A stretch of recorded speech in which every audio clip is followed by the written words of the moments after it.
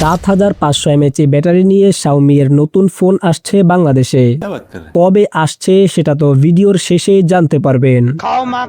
এটা হলো Redmi 17। এতে থাকছে বিশাল 7500 এমএএইচ ব্যাটারি, যা সাধারণ ব্যবহারে প্রায় 2 দিনেরও বেশি সময় পর্যন্ত ব্যাকআপ দেওয়ার দাবি করা হয়েছে। সাথে থাকছে 45 ওয়াট টার্বো চার্জিং, যা মাত্র 45 মিনিটে 50% পর্যন্ত চার্জ করতে পারে। ফোনটিতে থাকছে 120 হার্জ ডিসপ্লে, তাই স্ক্রোলিং এবং এভরিডে ইউজ হবে বেশ স্মুথ। সুরক্ষার জন্য থাকছে Corning Gorilla Glass 7i এবং ফোনটিতে IP64 dust and water resistant রয়েছে। ফোনটির ডিজাইনে থাকছে ডাইনামিক RGB লাইট, যা এটাকে অন্য সাধারণ রেডমি ফোন থেকে আলাদা করে তুলবে। Xiaomi বাংলাদেশ জানিয়েছে Redmi 17 বাংলাদেশে আগস্ট 2026-এ লঞ্চ হবে। এবার বলুন 7500 এমএএইচ ব্যাটারির এই ফোনটা আপনি কিনবেন? কমেন্ট করে অবশ্যই জানাবেন।